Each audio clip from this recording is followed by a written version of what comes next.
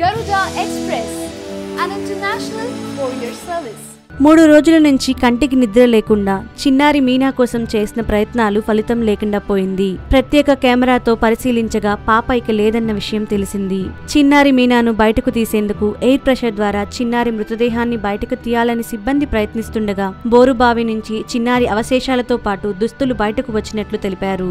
బోరుబావి నుంచి దుర్వాసన వస్తుందని, అయితే మృతదేహాన్ని తల్లిదండ్రులకు అప్పగించి వారికి పాప చివరి చూపును కల్పించేందుకు విశ్వ ప్రయత్నాలు కొనసాగిస్తున్నట్లు చెప్పారు మంత్రి మహేందర్ రెడ్డి.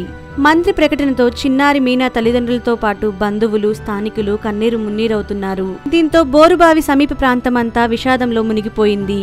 ఈ ఘటనకు కారణమైన బోరు యజమానిపై కేసు పెట్టారు పోలీసులు.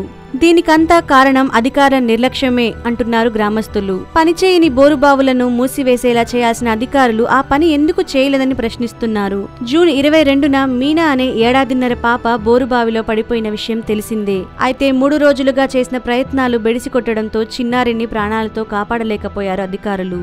జూన్ 22న 40 అడుగుల లోతున ఇరుక్కుపోయిన చిన్నారి జూన్ 23న బోరుబావిలోని మోటార్ తీసినప్పటి నుంచి పాపజాడ కనపడకుండా పోయిందంటున్నారు. జూన్ 24న ప్రత్యేక లేజర్ కెమెరాలతో పరిశీలించిన అత్యాధునిక మ్యాట్రిక్స్ వాటర్ ప్రూఫ్ కెమెరాను తెప్పించి 200 అడుగుల లోతు వరకు అన్వేషించిన చిన్నారి ఆచూకీ కానరాలేదన్నారు. ఈ క్రమంలో జూన్ 24న ఉదయం ఎయిర్ ప్రెషర్ ద్వారా ప్రయత్నించగా చిన్నారి ఫ్రాక్ బయటకు వచ్చింది.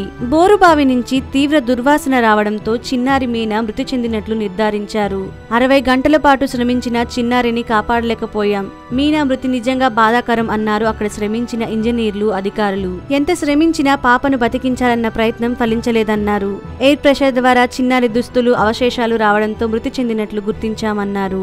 శవ పరీక్ష కోసం చిన్నారి మృతదేహాన్ని చేవెళ్ల ఆసుపత్రికి తరలించామని తెలిపారు. పనిచేయని బోరుబావులు మూసివేయకుండా ఉంచితే కఠిన చర్యలు తీసుకుంటామని, చిన్నారి కుటుంబాన్ని అన్ని విధాలా ఆదుకుంటామని తెలిపారు అధికారులు.